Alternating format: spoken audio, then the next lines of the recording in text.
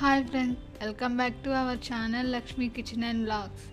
ఇప్పటి వరకు మన ఛానల్ని సబ్స్క్రైబ్ చేయకపోతే please subscribe my channel. Latest recipes కోసం పక్కన ఉన్న బెల్ సింబల్ని క్లిక్ చేయండి. ఫర్దర్గా నేను చేసే వీడియోస్ని మీరు నోటిఫికేషన్స్గా పొందవచ్చు. ఈరోజు ఈ వీడియోలో తెలుగువారి ఉగాది పచ్చడిని ఎలా ప్రిపేర్ చేసుకోవాలో ఈ వీడియోలో అయితే చూద్దాం. ఇంక లేట్ చేయకుండా వీడియోలోకి అయితే వెళ్ళిపోదాం. ఇప్పుడు ఉగాది పచ్చడిని ఎలా ప్రిపేర్ చేసుకోవాలో ప్రాసెస్ అయితే స్టార్ట్ చేద్దాం.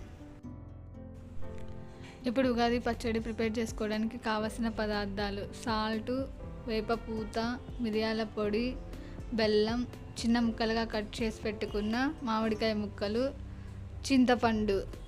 ఇవి ఉగాది పచ్చడికి కావలసిన పదార్థాలు.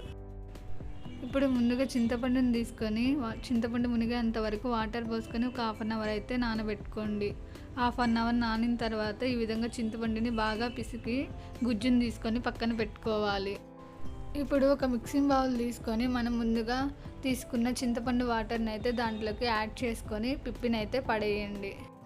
చింతపండు వాటర్ని యాడ్ చేసుకున్న తర్వాత నెక్స్ట్ అందులోనే మిరియాల పొడి బదులు మీరు కావాలంటే పచ్చిమిర్చిని కూడా యాడ్ చేసుకోవచ్చు. చిన్న ముక్కలుగా కట్ చేసుకొని వేసుకోండి.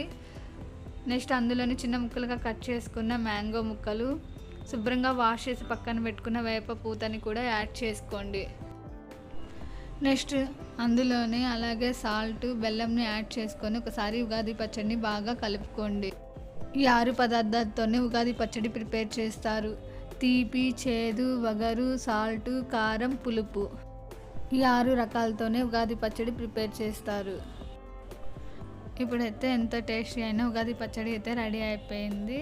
ఈ ఉగాది పచ్చడిలో కొంతమంది చెరుకు ముక్కల్ని, బనానాని కూడా యాడ్ చేసుకుంటారు. ఇప్పుడు ఈ ఉగాది పచ్చడిని ఒక సర్వింగ్ బౌల్లో సర్వ్ చేసుకొని నైవేద్యంగా అయితే పెట్టుకోండి. మీకు ఈ వీడియో నచ్చినట్లయితే మీ ఫ్రెండ్స్ అండ్ అలాగే మీ ఫ్యామిలీ మెంబర్స్కి కూడా షేర్ చేయండి, లైక్ చేయండి, కామెంట్ చేయండి, సబ్స్క్రైబ్ చేయండి.